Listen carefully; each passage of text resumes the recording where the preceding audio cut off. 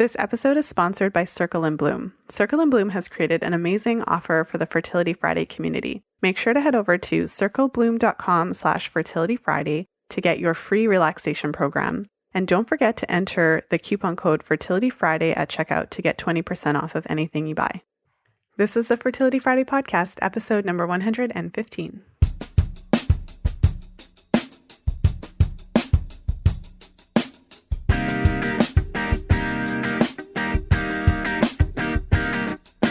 Welcome to the 115th episode of the Fertility Friday podcast. Thank you for joining me today. I'm Lisa from FertilityFriday.com, and this is your source for information about the fertility awareness method and all things fertility. Before I jump into today's episode, I just wanted to take a moment and let you know about my group programs. So I do still have spaces available for the January 2017 Fertility Friday group programs, and I am tailoring the group specifically. So one group is going to be tailored specifically for women who are trying to conceive, and another is going to be tailored specifically to women who are trying to avoid pregnancy. And so I'm really excited about the January groups. I do have a couple spaces open still, but they are starting to fill up. So if you're thinking about jumping in and being part of the group, don't wait too long. Once the groups fill up, then registration will be closed until the next time I offer, which I'm not sure when that'll be, sometime possibly later on in the year, but it won't be for several months. And I just wanted to share with you what one of my clients said about our work together. I'm always somebody who's a learner in multiple ways, it always starts with reading. But reading the book didn't take me to the knowledge that I've had from working with you individually, Lisa, and as a group. What I've learned together as a group is so much more than I would ever get from just my own chart, because every time we're learning from each other, not just about the chart themselves, but about people, about their lives, what they're going through, and you don't feel alone. And you really have a way, Lisa, about bringing everybody together to feel that they're not alone, but also how can we all help each other? And when you're learning together, it makes you feel like you're not alone, you're not screwing things up. Everyone has different ways of learning that they share with the group that helps. So it might be a long-winded way of saying it, but I would not have been able to do this much or learn as much as I have, except through the group. So make sure to head over to fertilityfriday.com/group program for more information. And of course, before I jump into today's show, I wanted to take a moment to thank my sponsor, Circle and Bloom. Circle and Bloom has a number of programs, not only related to fertility, but also programs that take you through the whole process of conception. And once you get pregnant, there are separate programs to take you through pregnancy and delivery. One of the things I love about Circle and Bloom is the intention behind their programs. And so I've talked about their natural fertility cycle program a number of times because I think it's so thoughtful to have a program that takes women through the workings of their entire menstrual cycle. And I love that when you use the fertility awareness method, you can kind of tailor that to your own cycle, and because you'll know where you are in the cycle. And so make sure to head over to circlebloom.com/fertilityfriday and you can nab your free relaxation program there. And if you do purchase any of their programs, make sure to use the discount code Fertility Friday and you'll get 20% off of anything you buy. So let's hop into the show. So before I jump into this, the final installment of my Fertility Awareness reality series, for now anyways, the 2016 Fertility Awareness reality series has come to a close. So thank you so much for listening. I hope you've enjoyed it. And I just wanted to, of course, start by saying that, this information that I'm sharing within this series is not intended to be medical advice. It is intended for informational purposes only. And it is definitely the representative of the sessions that I have with clients where we share knowledge and information. I support my clients to learn the fertility awareness method and feel really confident. My goal with my clients is to get them to feel 100% confident so that there's no gray area. You know exactly what days you're fertile, exactly what days you're not. You know exactly what days to try to conceive. And if you're using the method for birth control, you know exactly which days you consider fertile, which days you don't. And it's not confusing. Mucus observations are very straightforward after you're done with me. The mucus observations are super straightforward, really cut and dry, and that's my goal. But of course, that's part of the goal. The other part of the goal is to educate and inform about that intersection between your menstrual cycle health and your overall health. And so, of course, that's where my passion lies, to share with women how their menstrual cycle is so intimately connected with their overall health and even what's going on in their lives. I think that it's so interesting, and you've heard it come out at different points with probably every single woman that I've interviewed in the series, even things like stress and illness and travel and how they show up in your cycle. And so your menstrual cycle, once you start tracking it and you start paying attention to it, you notice how it is impacted by what's going on in your life, and it is happening exactly within the context of what's happening with you. And so that knowledge is really powerful, and it can make a world of difference in your life. So I hope that you've enjoyed this series. I hope from listening to it have gained a better sense of what I do, the work that I do, and also the work that, other fertility awareness educators are doing as well. And yes, so without further ado, I hope you enjoy my interview with Arthi. And in today's segment of my Fertility Awareness Reality Series, I'm really excited to welcome Arthi to the show. And so Arthi is still one of the members of my Fertility Boost group program that we started in August of 2016. And so in today's episode, we're going to be talking about her charts and going through some of her cycle history and everything. So I'm really excited to have you on the show. So thanks for coming on, Arthi. Oh, thanks so much, Lisa. I'm so excited to be here and excited to be a part of this. Awesome. Well, as I was mentioning in our pre-chat, I'd love to start out just by having you share a little bit about your menstrual cycle history. And so maybe you could share a little bit just about your contraceptive history, and that will kind of start our discussion into all of the things that have been happening with your menstrual cycle. Absolutely. So a lot of people in my demographic, I'm 39, I'm going to be 40 next year, the big 40. So if you could find a source of birth control, I was on it. So if it was something new and exciting, a way that I didn't have to remember taking the birth control pill every day, I took it. So we're talking about the patch, we're talking about the Nuva ring, and how exciting was it when low estrogen 24E came out and I only had to have my period for a couple of days as opposed to all 5. So maybe what is Lovestrone 24E? What is it? Oh, so Lovestrone 24E means that you have a 3-day period as opposed to a longer period. So every time I tried the Nuva ring, but apparently my canal was too short. So that didn't last too well. It started descending. So that was fun. The patch was great. And then I would have all kinds of patch stuff everywhere. And then there was all that, the hoopla around that. So I went off that. Like it was irritating your skin? It was irritating my skin. It was definitely there was a lot of news going around about how it could really do a job on your ovaries to a certain extent. So my girlfriend was like, you need to come off of that. So went back on the pill. But throughout, I think I started probably 15, 16. And it was supposed to be, okay, you can control your period. Oh, and maybe it'll give me boobies. Never did, but but here we are. So I finally came off the pill after I got married the following July. So we're going back to July 2013. Came off the pill and, of course, petrified that all of a sudden I was going to get knocked up. Wasn't sure if I was ready. And lo and behold, our anniversary came and went. Still no period. So it didn't actually come until I went to the OBGYN. And she threatened me with giving me pills to bring on my period. And then all of a sudden my period decided to show up. So that was, I think, July to February. So like nearly 9 months later. So you went off the pill in July, was it 2013? 2013, correct. Okay. And then your period didn't come until February of 2014. Correct. Okay. Yep. So that was fun times waiting for my period. Yeah. And I wanted to ask, so the Lovestrone 24E, was that a pill? It's Lovestrone. Yep. Lovestrone. Okay. Yep. So it's a pill. It's still out there. My girlfriend's actually still on it. It was great during the time period. I was like, I'm not really crampy. and I'm not really getting any kind of period. So, oh, this is great. This is super convenient. Okay. And to give a sense, so when did you first get go through menarche? So when did you have your first period? I was early. I was at 11. Okay.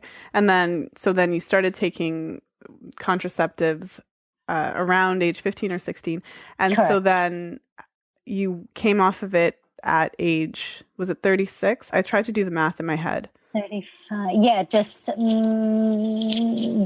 Yeah, 36. Yep. Okay. Correct. So then more math in my head. So you were on the pill for about on and off different types of pills for about 20 odd years.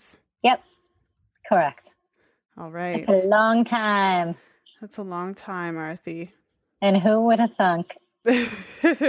Yeah, so I think that gives a really good background because one of the questions that you were wanting us to talk about today was cervical mucus. And I know we talked about that in the group, and I've talked about that on the podcast. And I guess the question around cervical mucus too was, how do I monitor, how do I observe it and chart it if I'm not having very much of it? So one of the things, I guess, a good place to start is that so Arthi is going to be part of my alumni group program. So we're actually going to be working together with a small group continuing on for the next 2-3 months, somewhere in there. And so one of the things that I want to encourage you to do, Arthi, is to to become one with the Justice app. So yes. You knew that was coming. You knew that I was like, oh my God, I have to send her last month, like right now. Yeah. And the reason that that's important, and we're going to talk about how to really start to chart what you see. So we're going to go through that because I know there's been a few things that have come up around that. But it's because it gives me a really good sense of what's actually going on. So it's one thing for you to tell me like, oh, I'm having kind of low mucus observations. But if I don't see if I don't know what you're actually seeing, it might not be that bad. Yeah. Or it might actually be concerning. So it depends, because we're all subjective. So what you would say is limited, maybe you know what I'm trying to say. Yes, absolutely. So like, get it done, get it over. Yes. So lots to talk about, I guess, in the broad sense, around the pill use. And we've talked about this in the group. So I like diagrams, so it doesn't help the audience much, but I want to talk a little bit about the cervix. And so in the Justice Guide, which I rely on in my client sessions, every client that I work with, I send them a book. So all of my clients have the book. And then also all of my clients have access to my online introductory course. And so, of course, in the course, I've had a lot of great diagrams made to show everything, all the things. And so I just want to talk a little bit about the cervix, especially in light of just your history of pill use. So in that picture that you're very familiar with, because you've seen it multiple times, yes. I guess one of the things I want to draw your attention to is the crypts. And although this diagram doesn't talk about it specifically, the cervix has different crypts that produce different kinds of mucus. Mm-hmm. And so say like towards the bottom of the cervix, you would have crypts that produce more of the G type, the type that you can't see, so the mucus plug. And then there's 4 different kinds of mucus. I'm not going to go into all those details, but as you go kind of upwards, then there's other crypts that would produce more of that cervical mucus that we typically hear about, the egg white, peak mucus, so the E-type mucus that you see that's stretchy and clear and all that kind of stuff. And so, and I think I said this, I feel like I've said this, I probably have said this on the podcast, but when you're on the pill, one of the reasons why it's really effective is because it prevents your cervix then from producing that fertile quality mucus. Obviously, sperm can live in the fertile quality mucus. So if your body's producing a ton of that, the birth control isn't going to be super effective. That makes perfect sense, right? So then one of the ways the pill works in 3 very distinct ways. So one of the ways that it works is that it interferes with the communication between your brain and your ovaries. So that was kind of going back to like reproductive anatomy 101 in our first couple of sessions in our group, where we talked about how the brain, the pituitary has to communicate with ovaries. So the pill interferes with that communication system. Mm-hmm. That's one way. Another way is that it prevents your cervix from producing fertile quality mucus. So then it basically makes the cervix create that mucus plug that we talk about in your infertile window. The reason I'm bringing that up is because after years of use, then your cervical crypts kind of change. Like you end up with either they kind of atrophy or you end up with like more of the G crypts. But what that means is more crypts that produce that mucus that you don't see, or to flip that around in another way, you have less crypts that are producing that fertile quality mucus. Mm-hmm. So, and then there's also like, even if you had never been on the pill, our body goes through an aging process, right? So our cervical crypts change over time as well. So even for a woman who has never been on any type of hormonal contraceptives, she'll notice change in how many days of, say, peak quality type mucus as she ages. Mm-hmm. So why, of course, as you can imagine, I'm talking about this to give an understanding of some of the potential reasons why you're not seeing as much mucus as you would expect. Sure. And it doesn't mean that, this doesn't mean that it's like a life sentence. Like it doesn't mean that there's nothing we can do about it. Of course, there's a lot that we can do to support your cervix and to try to encourage your cervix to produce more mucus. But it's important to kind of have that understanding that there may be some kind of lasting effects of that. Oh, absolutely. And I could definitely see that. Yeah.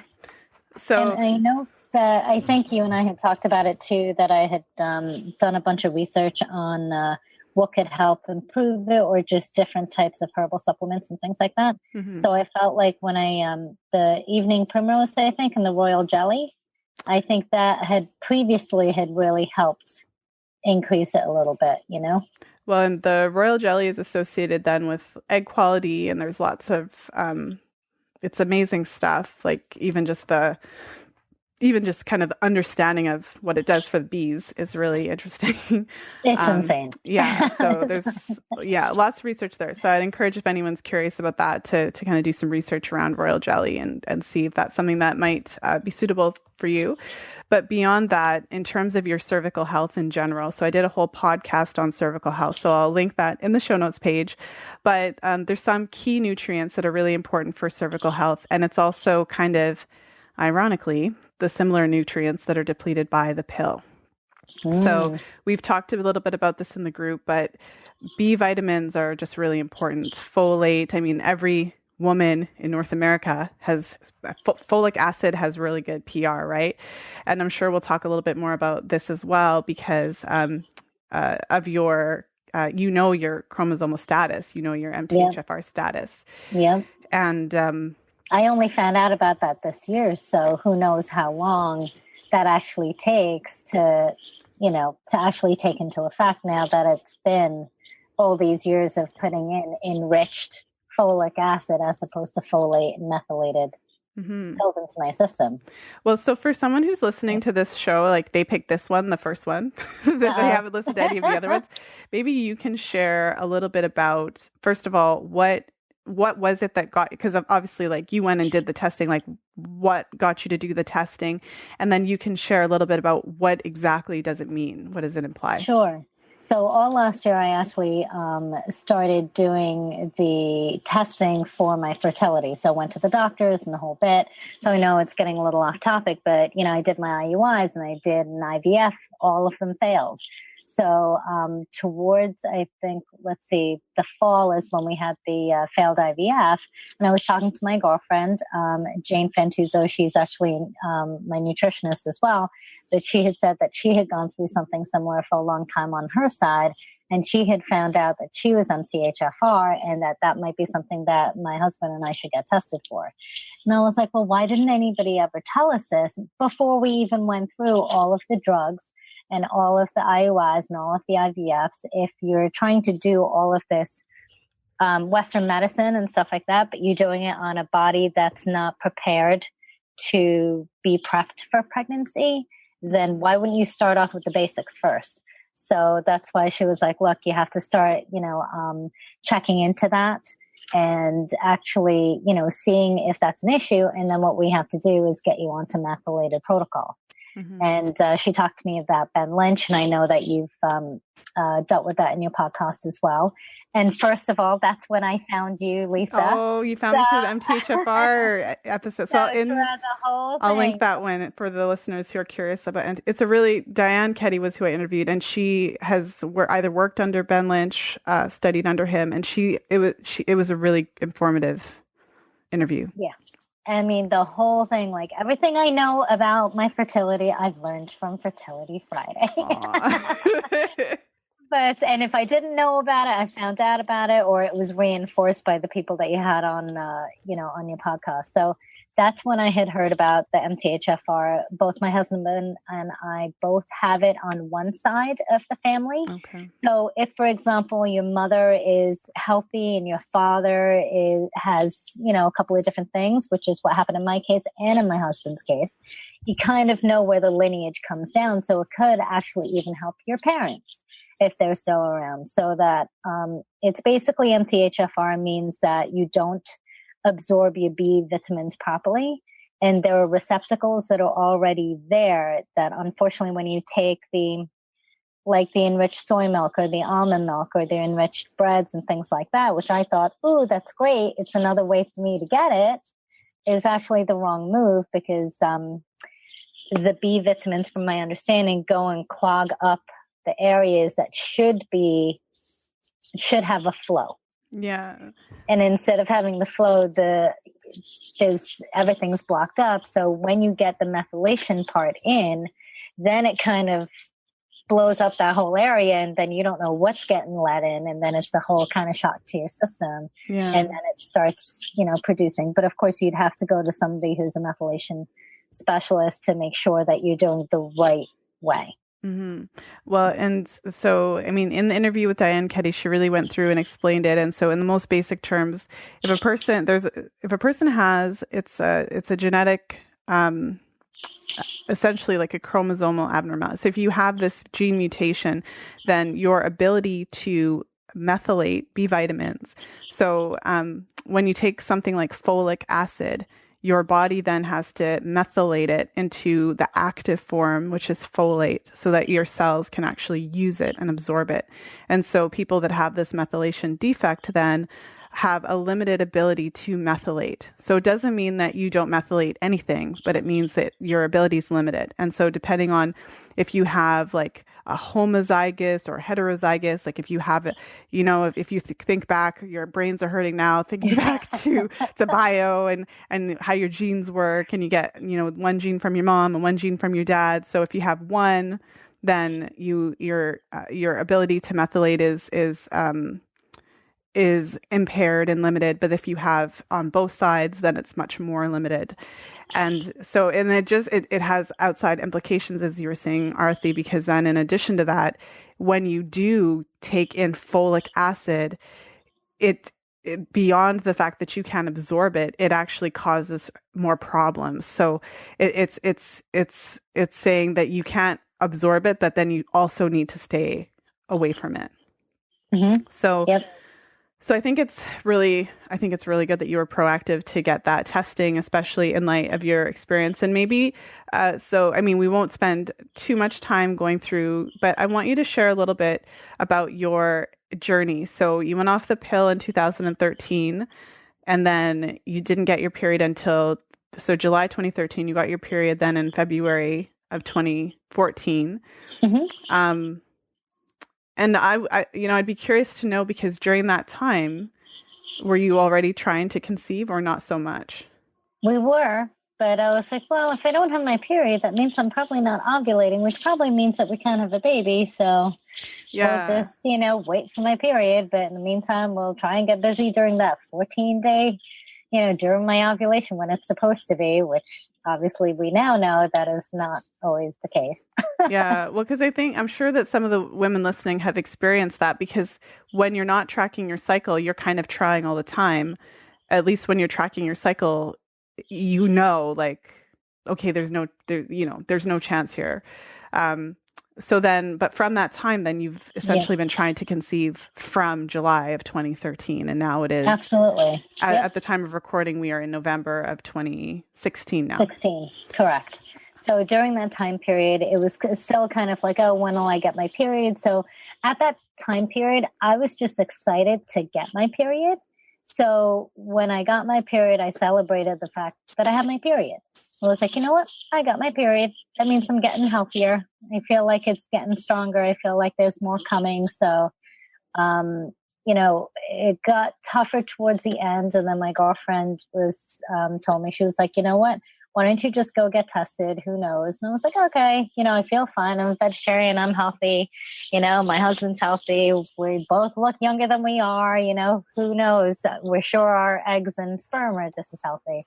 So that January, we went to RMA of New York, which is a pretty big reproductive center around here. And they put me through, they were like, hey, well, there's all these different options, but what we can do is if you want to get tested, you can do it now. I was like, well, instead of 6 months from now, I'm like, who would want to get tested 6 months from now? So I went for my HSG, which was a nightmare, unfortunately, which is when they realized that after 40 minutes of trying to probe inside, this is basically a dye that gets injected inside of you to figure out if there's any issues with the fallopian tubes. But my other girlfriend actually said that after she was trying for a long time, that that's what kind of, she said she put it in a way that it dusted off the cobwebs and she got pregnant right after that. Mm-hmm. So and that's because they push fluid through your fallopian tubes, and sometimes it can clear if there are any blockages. Yeah.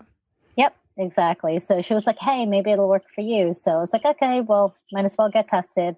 It was very uncomfortable. After 40 minutes, they realized they couldn't get the catheter inside of me and that they actually needed to dilate my cervix because I had stenosis of the cervix, which means it's super tight.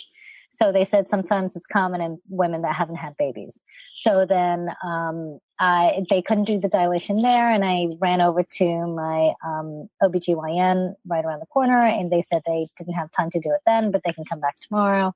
Did that and had to go back in, go through the torture, and it was awfully painful. They flipped me upside down the whole bit. And then they still said towards the end, they're like, we don't know that we can find has anybody ever checked out your uterus? And I said, no.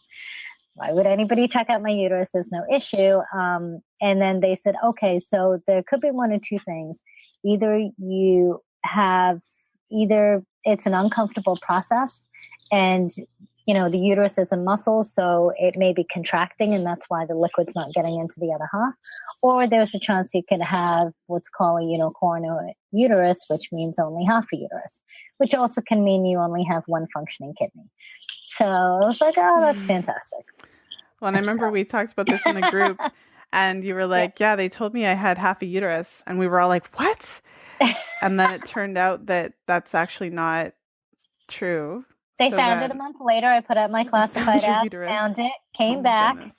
Because they sent me to an MRI. Meanwhile, I'd already told my doctor, why don't you put me on the Clomid? Because I actually many years ago worked for a pharmaceutical company that specialized in fertility. And so I had understood this process way back then. And I was like, oh, you go on Clomid, and usually most people get pregnant on that because it stimulates your follicles. Mm-hmm. So I was on that, but unfortunately I had a terrible reaction to it. So at the same time, I was going through the testing period, which meant that I was actually freaking out. I had unbelievable anxiety that I never had before. I was shaking. My teeth were chattering, much to the point that my husband said, if we can't have babies, it's okay. I'd rather have you, but I can't have you like this. This is not good for you. So that's where we went. Yeah, the Clomid didn't react well to you at all. No. And then they put me on another one the following month. It was contraindicated, I think, for breast cancer, but they showed that it was like it wouldn't have all of the side effects that the Clomid did. And it did show that my follicles were stimulated. So we did that for a couple of months. And then we had the IUIs. That was less invasive. And when was all this? So the Clomid... Clomid was a January, February of this year.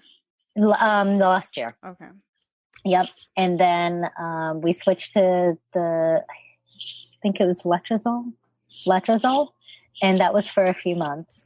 And then the doctor said, well, if you want to go on injectables, it does even more.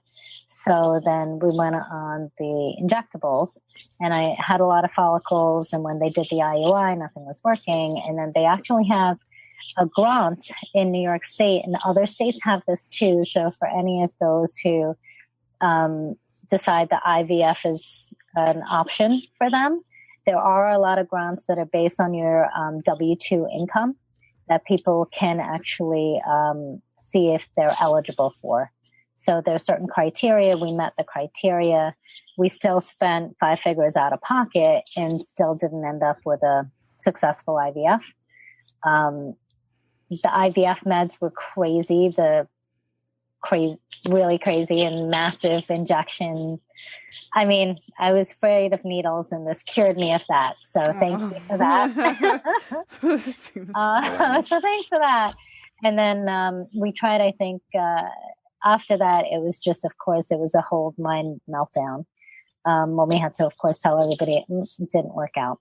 Yeah. I had started my acupuncture during that time period, actually, as well, a little bit before then in July. And I was going through for that at a group acupuncture, and you can try that if you can't afford going on a one-on-one. There's a lot of those types of sessions that are around the country that are popping up nowadays.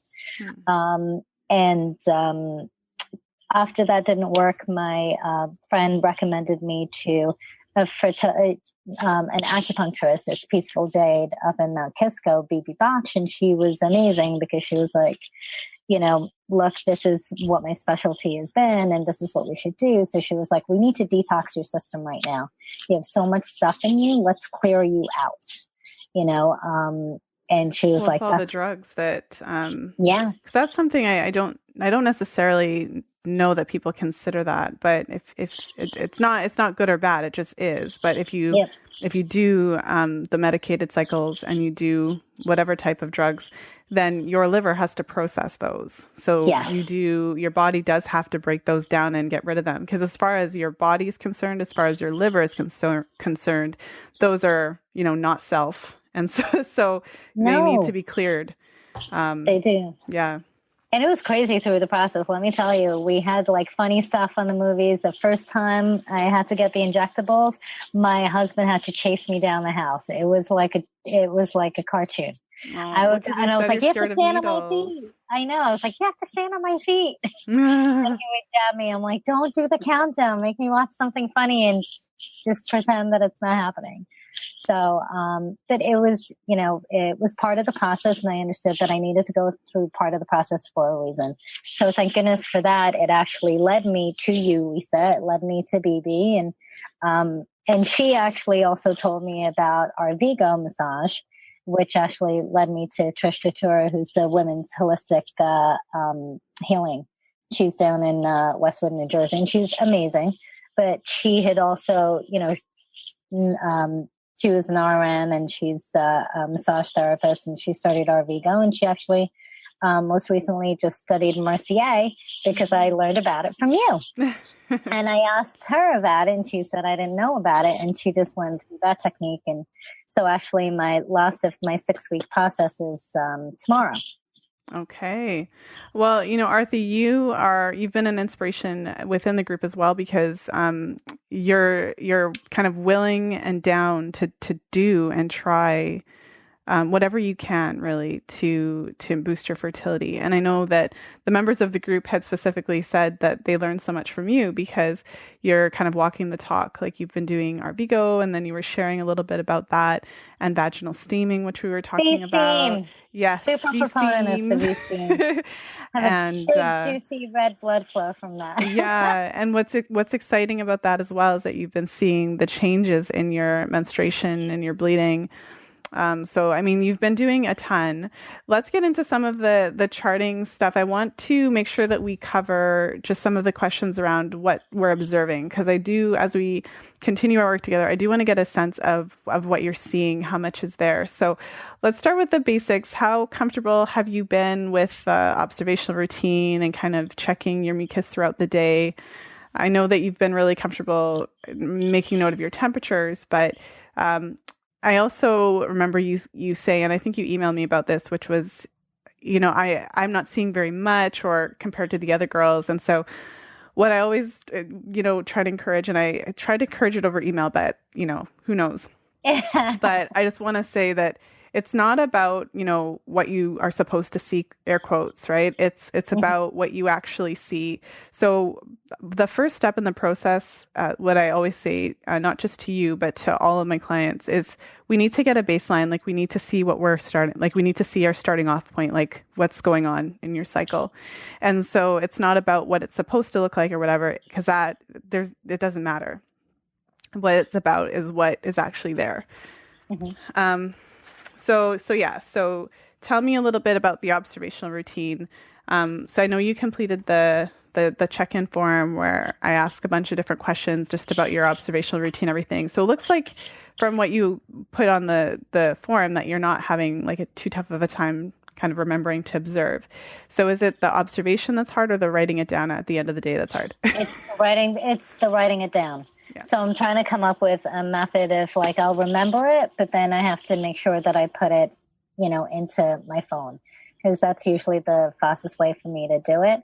Of course, as well in the morning, if any of you guys are sharing a space with a man in one bathroom, it can be quite challenging first thing in the morning since we hog it.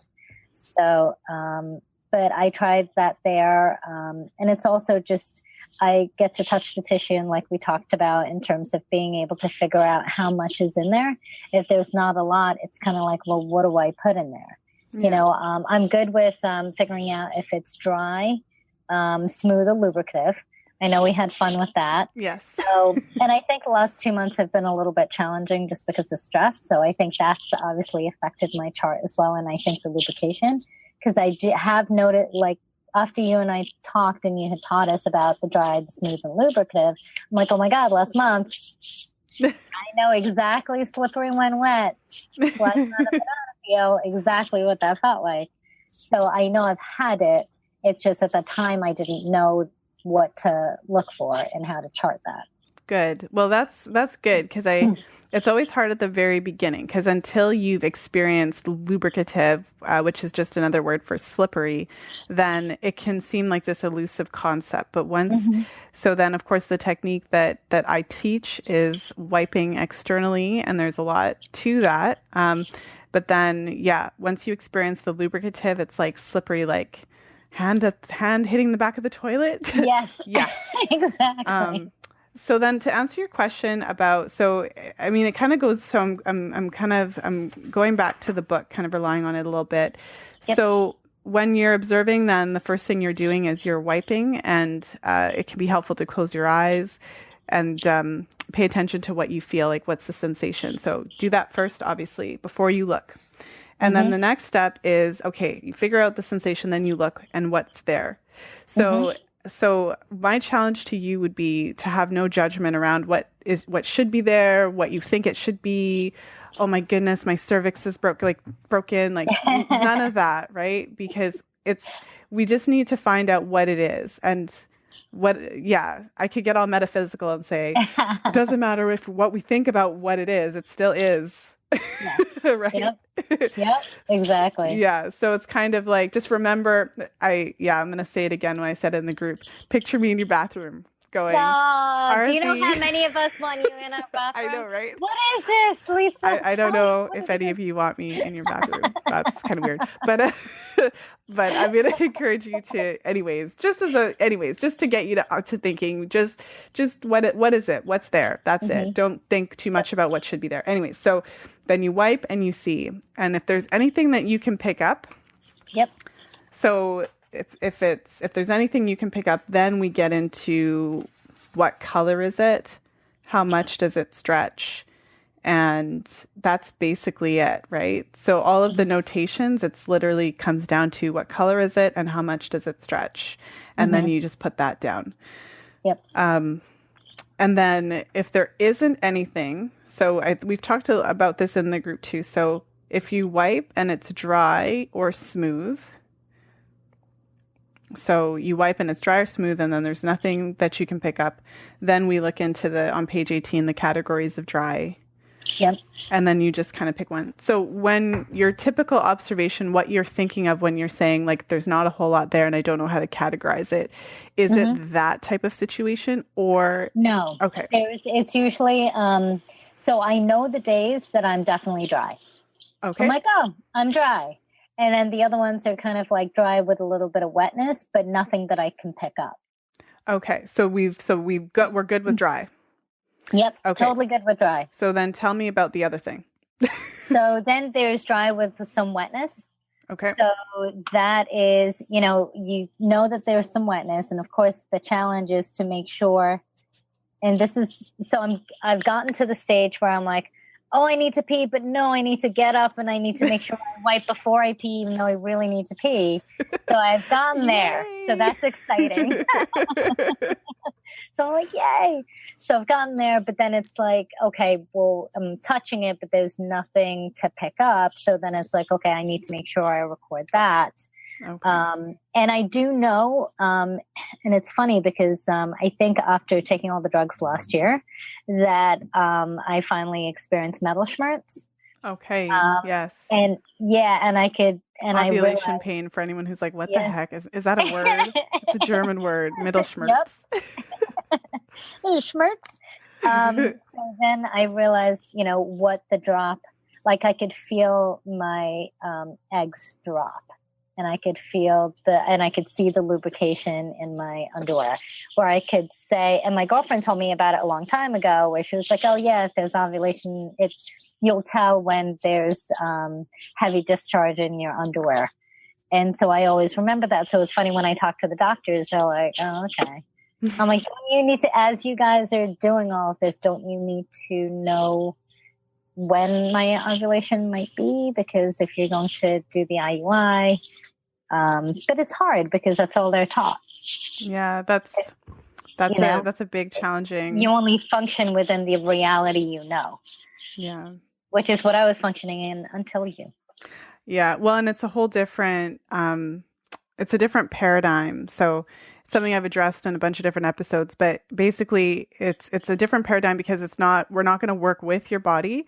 We're going to force your body to work with us. So that's the whole point of Clomid, right? Mm-hmm. And I'm not saying that it's good or bad here. I'm not saying that it's a negative thing or a positive thing, but it's just, that's what it's doing. So you're taking it and it's stimulating your ovaries then to produce a lot of follicles. That's the point.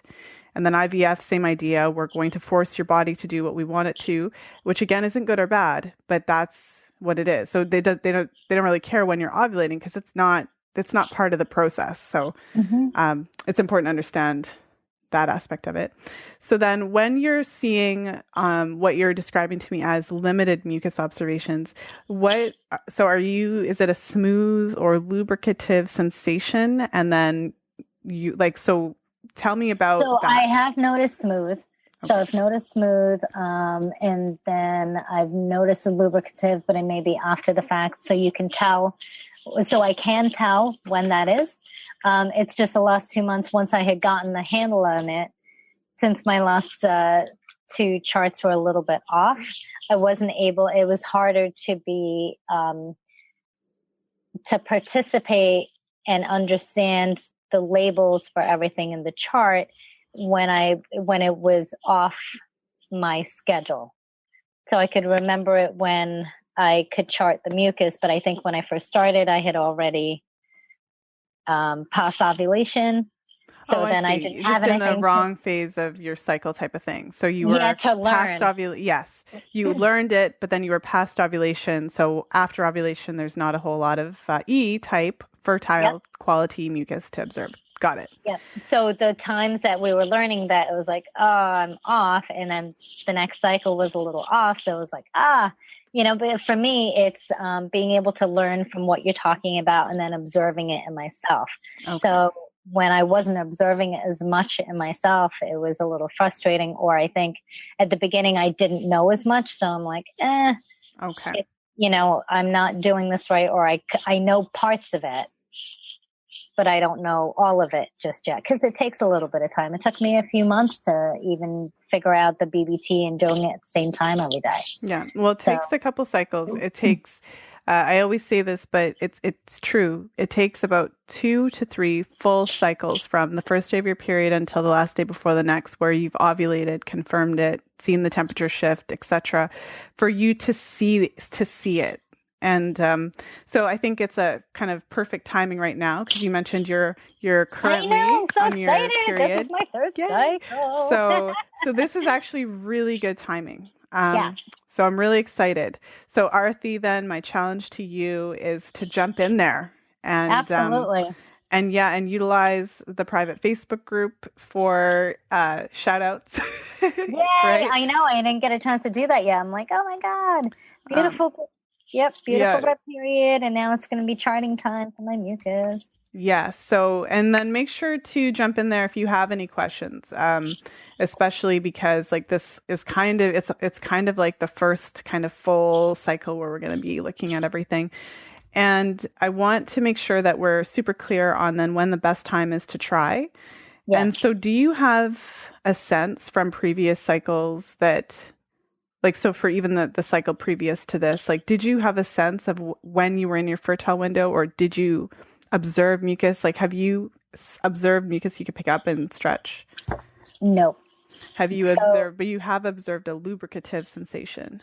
Absolutely. And I've seen like a dollop. Okay. I've seen, what's supposed to, like the day I feel that there's either one side or the other, I feel that an egg's going to drop, and I see something in my underwear, but maybe I didn't get to it soon enough. Okay. So I know that there's different parts of that, but I haven't observed that part of it yet. Well, the best time for sex is on any day that you see, well, first of all, any, all mucus is fertile. I'm going to get a t-shirt, but the optimal time, all mucus is fertile. The optimal time then to have sex. Well, when you have a cold, that's what I told my acupuncturist. I'm like, you told me you give me mucus. Can you get rid of this kind of? Yeah, totally. Well, that's a good point too, because one of the things you want to note, if you have allergies and you take antihistamines, it can dry up both. So that's a thing. So for anyone listening, if you're on antihistamines, you could be drying up your mucus. But side note, so what was I going to say? Okay, so then the optimal time to have sex when you're trying to conceive then is any day that you observe any mucus with peak qualities. So it doesn't have to look like the concept that we've been, like the egg white. It's anything that's clear, stretchy, or slipperative.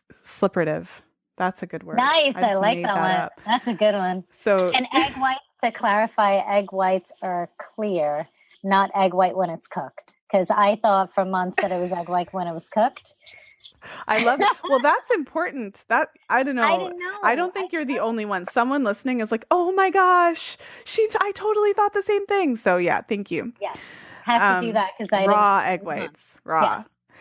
But so anything that's clear, stretchy, or slippery. So even if you don't have that characteristic raw egg white mucus observation, if you're wiping and it's slippery, then that's the day. Yep. And especially if you're not having a whole lot of days, you want to jump on that.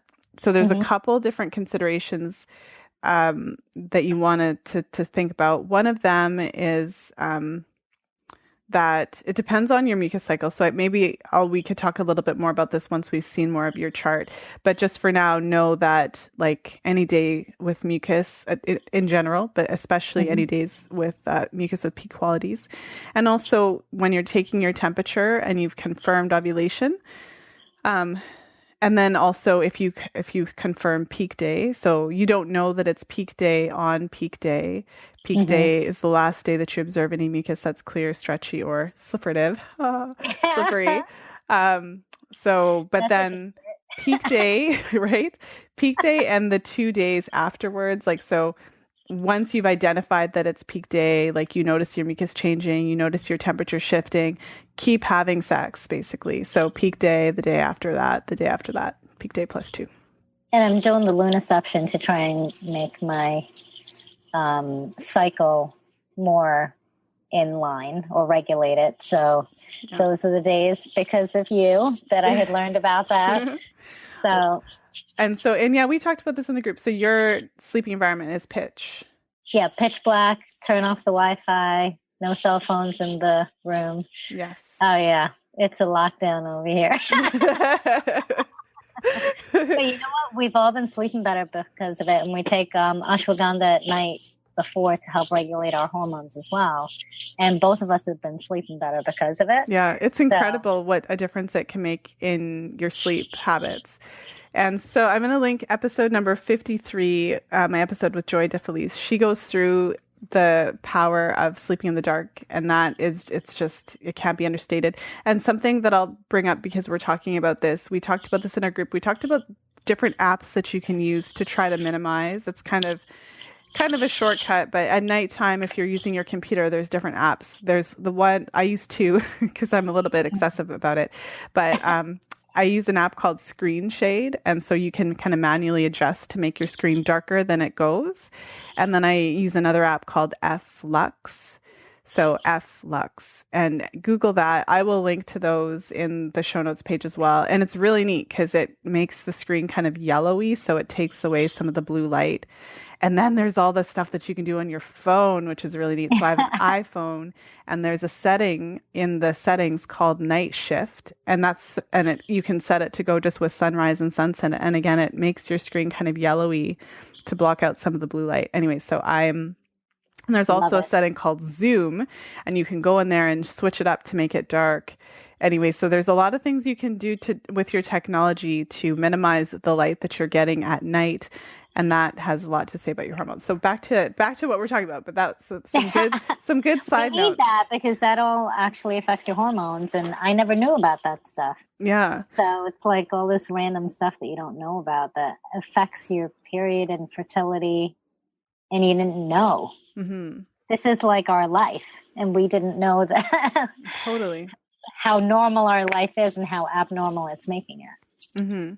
Well, Arthi, we have a couple minutes left, and there was a few things that I really wanted to make sure that I talked to you about.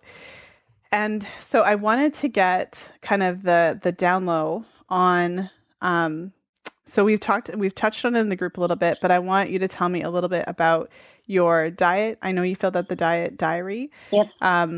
And you had mentioned in the group something that stuck with me because you had mentioned that a lot of people are vegetarian for all of these reasons, like ethical or this or that or whatever, but you're vegetarian because it's part of your culture, part of your roots.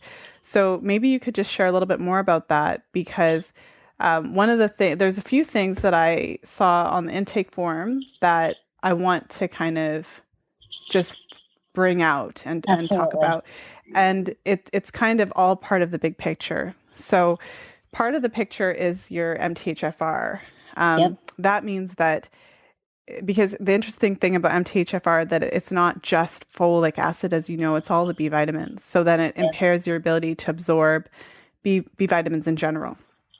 And so then with a vegetarian diet, even if a person eats red meat, that eating red meat in and of itself doesn't even mean that you're going to have a sufficient amount of iron or a sufficient amount of like B12 and folate, etc. That's where you get into the organ meats, which at least have that concentrated amount. And then if you're not getting enough vitamin A, even if you're eating all of those vitamins, it doesn't necessarily mean that you're going to absorb all those things. Mm-hmm. So I guess the first question is, with all the fertility testing that you've done, do you know your B12 status? Not anymore, because I haven't gone to the doctor, a real doctor, in God knows how long. I have all of my other doctors. So have you ever tested? Yeah, I have. And actually, that's something that I need to get over to you. Okay. I have it from last December. And what was it like then? It was, I do not remember. I know it was kind of borderline. It wasn't great. But it wasn't, so I know I have that, and I actually need to get that over to you. Because that's a challenge, right? It's a challenge, and to put it into perspective, it is a challenge for everybody. And then if you don't eat any animal products, then it's even more of a challenge. So tell me, is it no animal products? Is it some? What is it? So I was born and brought up vegetarian. So my ancestry is all vegetarian because we're from India. So in the South. So we grew up in England. So I did have eggs and I had the milkman every day deliver milk and it was delicious and it was fine. And yogurt is part of our diet as well. And then when we moved here, same thing. I was Indian vegetarian diet growing up. And then, there's like that 3-month period when you're in college that you're like, oh, part of PETA and no, save the bees, which bees make honey. That's their job. It's okay for me. So, but since then, more recently, I heard about the raw milk. So I've been getting raw milk from Udder Milk down in Pennsylvania, and they've been delivering every week full fat. I've been making my own butter. I've been making my own yogurt. That is amazing. Yeah, my girlfriend Jane, who's the nutritionist, she has been making me kombucha. So she told me how to, some that crazy person that makes random weird stuff at the house. I have kombucha on my counter. I've neglected it, but it's there. Mine blew up when I wasn't there, so that's why. You need the special bottles. You need the bottles. Yeah. I bought Grolsch bottles, so if you come to my house, it looks like we drink a lot of beer, but it's nice. For kefir soda and kombucha. Yeah. My husband got really into it and started doing the double ferments and the whole thing because it's a little sweeter. So yeah, it's amazing. But I've been having a lot of that. And then my girlfriend, Ashley, is a herbalist up in New Paltz and part of Dreamkeeper Botanicals. And she was like, I really need you to have some fish oil. And that was actually on the tip of my tongue. I was that literally, thank you. My next question would have been, are you open to cod liver oil? I was not at all. Well, my parents gave that to us when we would run around the house and hide in the cabinets to get away from castor oil and cod liver oil. Mm-hmm. So they tried to give it to us then. It tasted horrible. Part of my thing with meat is that we used to have to feed our cat. And the cat would have meat, and that was the only thing that ate meat. So every time I smelled tuna or chicken out of a can or anything like that, it smells like cat food, immediate aversion. Yeah. So, so I just started taking fish oil like a couple of weeks ago, like a month ago. And is it fish oil or is it cod liver oil? No, it's actually fish oil that has the no aftertaste, and it's a combination of like the herring and some of those deep, like the fish that it's supposed to be. And I think it's in addition to cod. Okay. So, cod liver oil in particular, the reason that I would, and I'm not fish oil is great, obviously with, omega-3. And let me know too, if you know the difference between there's the krill oil, the fish oil, and then the cod liver oil. Yeah, I mean, there's a lot of there's some people that say krill oils are the most important thing and whatever. But so cod liver oil in particular, especially if you're not eating meat.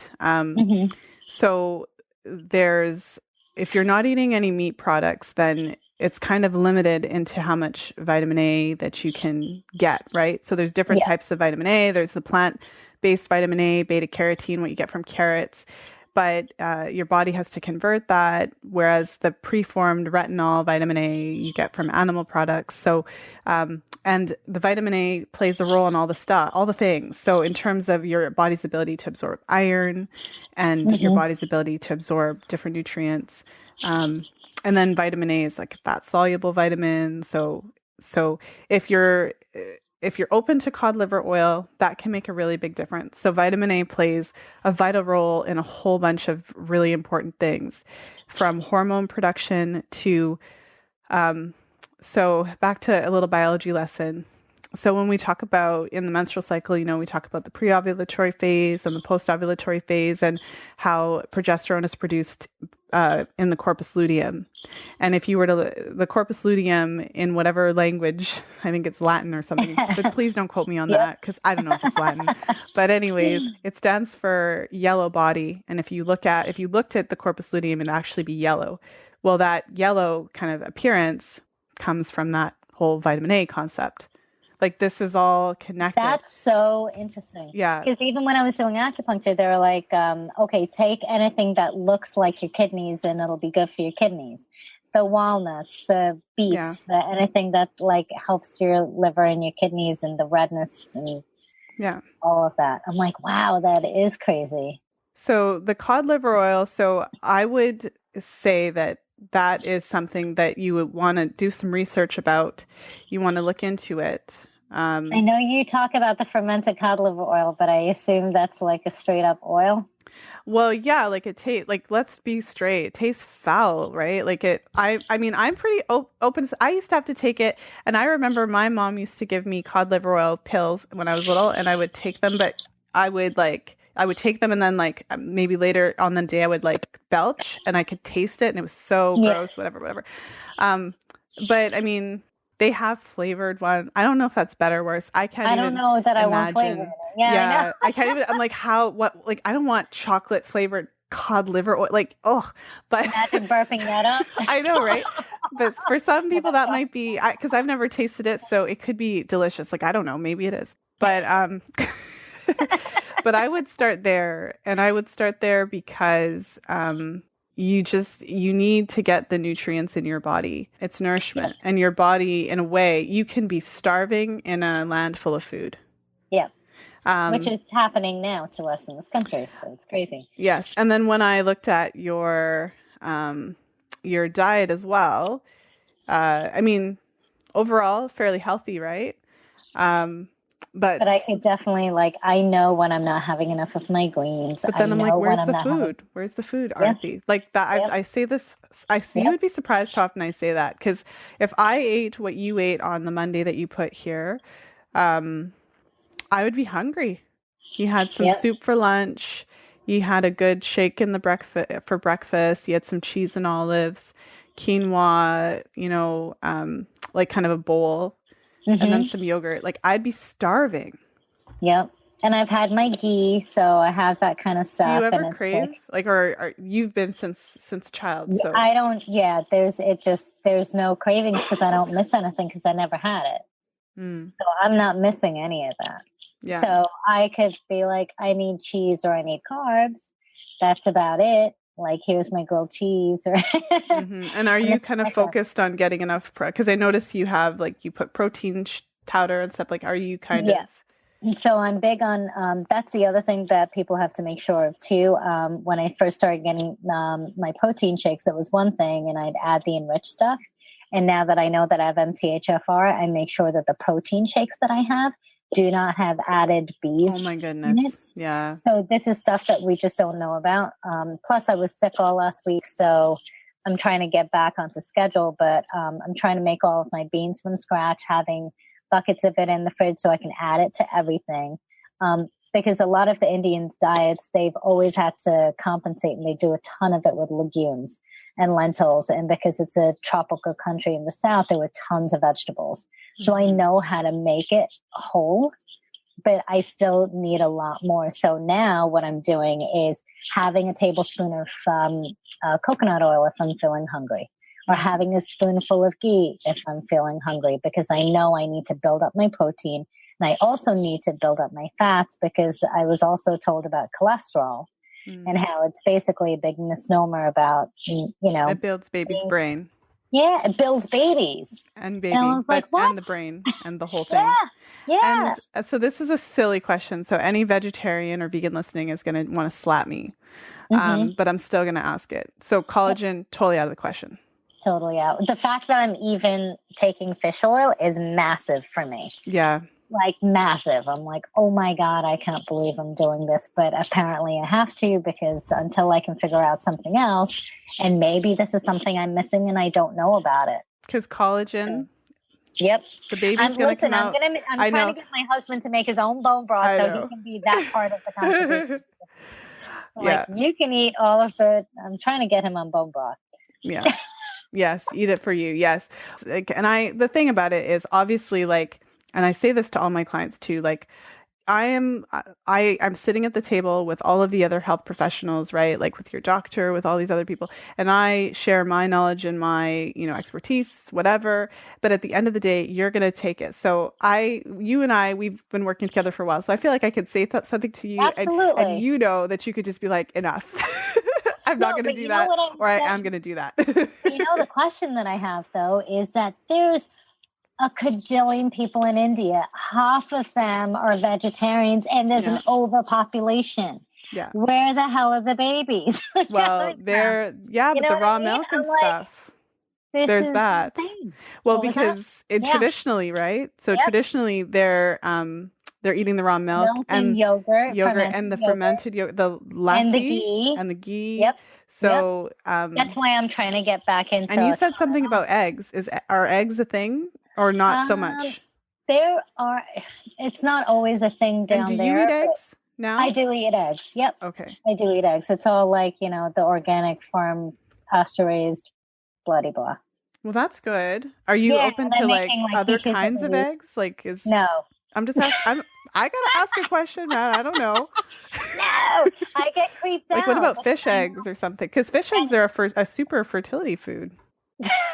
You're so good. I know, right? Listen to episode 9. Episode 9 with Sally Fallon. All the stuff I try and feed my husband so he can osmosis it over. Well, I mean, I guess the thing... It all freaks me out. Yeah. It's just something that, I'm on it so far. So I'm trying in terms of that. I'm just trying to figure out, like, how else? What are my other options? Well, and what I want to leave you with, I like in the work that I do and the way that I have been trained, I use the menstrual cycle as the guide. Yep. And so what it comes down to is that you can eat whatever you want, but your cycle won't lie. So if it's working, then we'll see it in your cycle and it'll be great. Yep. And if it's not working, we'll also see that in your cycle. And I can see that immediately. Yeah. So then, and we can't and the thing that I see, and you'll have to share anyways, but the thing that I see is that you're basically doing everything under the sun. Mm-hmm. So that this piece we don't have to look at. Yes. So this is why I focused on, the charting so we can get a really clear picture of what we're seeing. Mm-hmm. And you don't need to have a perfect chart to get pregnant. Like, I think that's kind of a myth too. But we do need to support your body the best that we can. And especially because, we kind of know the challenges that you've had. My focus would be to help you to just focus on nutrition, nourishing your body and getting in as many nutrients as humanly possible within. And you've done amazing. I'm so happy to hear that you've been incorporating raw milk. I mean, you've been making your own kefir and you've been making kombucha and you've been making butter. I can't even I can imagine. I can feel the difference from starting the raw milk. And that was only a couple of months ago. And I was, my acupuncturist, my massage therapist, they both can see it. They were like, I can tell it in your skin. I can tell it in your fascia.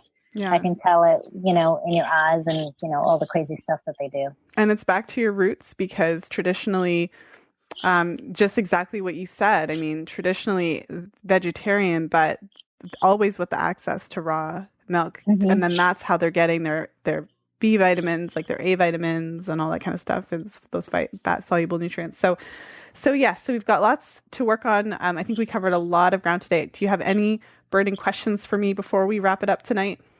I am so thankful and I'm so glad for everything that I've learned so far in the group.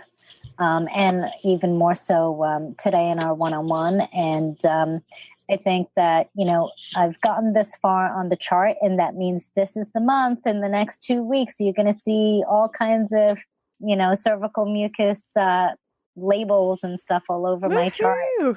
Like, look, check it out. I'm so excited to see your chart. And we're going to have nobody in the hospital, no cars getting demolished this month or last month or anything. So my cycle should be back to normal, so we can actually say, hey, why don't we check out your cycle, see what's actually going on. Yes. Oh my goodness. Yeah. And you've, through it all though, you've through all of the stress, what Arathi's referring to, there's just been a bunch of different challenges that have kept coming up. But through all of it, you've been there, you've been absorbing everything. So you're doing amazing. But it was inconvenient timing because I had mucus to chart. Life just got in the way. So I think I'm really excited about this. And I know the girls told me about putting the sign of, put the cervix, put a sign cervix, check your cervix in the shower. I'm actually made a little photocopy of my handwritten sneak short shorthand terminology for cervical mucus that I'm sticking next to the toilet in a frame. You are so awesome. It helps me. It's like I'm a geek and until I know better. Oh, and something I was going to mention. I don't know if this is going to help you or not. So, but in the back of the book, there's those blank charts. So if it's hard for you to remember to put it in your phone, if you photocopy a few of those, you could also always put it beside your bedside. And then at the end of the night before you go to bed, it might, so anything to trigger your memory really. But I thought of that earlier and now I'm remembering to tell you. You know what? That's a good idea because that's where I put like my pills and stuff. So if I have it right there, it'll force me to do that. And you know what? I don't know if I told you or not. I'm changing my homepage to the Justice app. Ooh, oh my goodness, then you have no choice, right? Like it's things that we do normally. So if we can change our normal. Yeah. Oh, wonderful. I'm so excited. Well, Arthi, thank you so much for being on the show. It was so much fun. And today when I also recorded Amelia's interview today. So you're not hearing them on the same day, but I recorded them on the same day. And Amelia said something. She said, I feel so indulgent to have you all to myself because we've always been working in the group. And so I feel the same way. I feel like it's so great to have a chance to connect with you one-on-one because we haven't had the opportunity to talk for this long. So I know, I'm so excited. And you've really, if I haven't told you once, you have made my life. You've changed the course of my life since I actually started listening to your podcast. You changed the course of all my friends who had to hear about their vaginas and what to do with them, whether or not they were having babies. It was just like, I don't care that you're not trying to make babies. You need to listen to this because this is important stuff to being a woman and we need to have it in our schools because people don't know about what to do with their vagina or what's happening. It's crazy. So just for women's health in general and even for all my friends, and I've told them too that are on birth control pills and all of that. I'm like, you need to find out more about this because this is how you can come off of the birth control, whatever kind you're on, and not have your husband get a vasectomy. And you cannot have any more babies. And you don't have to be afraid about it, even though we're all definitely afraid of having them when we don't want them. And you can, it's been in our heads. And I want to thank you so much for every piece of knowledge that you've given us and for championing the effort because you've really started a movement if you didn't know about it. Oh, thank you so much, Arthi. I'm telling you, my group, their intent is to make me cry, and they've been successful in it because they're amazing. So thank you so much. I'm so happy that just through this process, I was able to get a chance to meet you. The women in the group are just amazing, as you know, because you've been listening to the podcast, so you get to hear their stories. So yes, Arthi, thanks so much. Thank you for listening. If you enjoyed today's show, please share it with a friend. You'll find the show notes page for today's episode at fertilityfriday.com/115. Thank you for listening. I hope that you enjoyed my episode with Arthi. She is just so inspiring. Throughout the whole group, as I mentioned on the call, she just dives in. She does her research, she dives in, and she's so willing to share her knowledge and her experience. And I know that her experiences and everything that she was sharing with the group really impacted all of the other women who were in the group. And a lot of women who weren't familiar with certain things like vaginal steaming or even doing a castor oil pack or something like that. If you've never heard of it, you can just throw that into Google, castor oil pack. But anyways, just by having someone in the group who has done these things and is willing to share them, it just makes such a big difference. So I hope you enjoyed our episode, and we talked about so many different things from the MTHFR gene mutation to IVF and Arthi's experiences with fertility challenges over the past little while, as well as where we are now and kind of going the natural route. And so I just want to thank Arthi for being so willing and open to sharing your own experience so that other women can learn and grow just as a result of that. So I really appreciate that. And if you have been enjoying the podcast, please look for it on iTunes and leave a 5-star review so that more people can find it. And make sure to head over to fertilityfriday.com and join my email list. If you have an idea for a podcast episode or a guest suggestion, make sure to send me an email at info@fertilityfriday.com. And as you know, I am currently accepting applications for my next group program. So if you're listening in real time, I'm going to be starting my group in January of 2017, and I would love for you to be part of it. So if you'd like more information about that, make sure to head over to fertilityfriday.com/group program, and you can see more details about it there, as well as pricing, and apply to be part of the group. And I just want to thank you for hanging out with me today. I really appreciate all of you for taking the time to tune into the podcast and letting me be part of your day, whether you're taking me to work with you or walking the dog or doing some laundry or some dishes. Thank you so much for letting me be part of your day. And as always, until next time, be well and happy charting.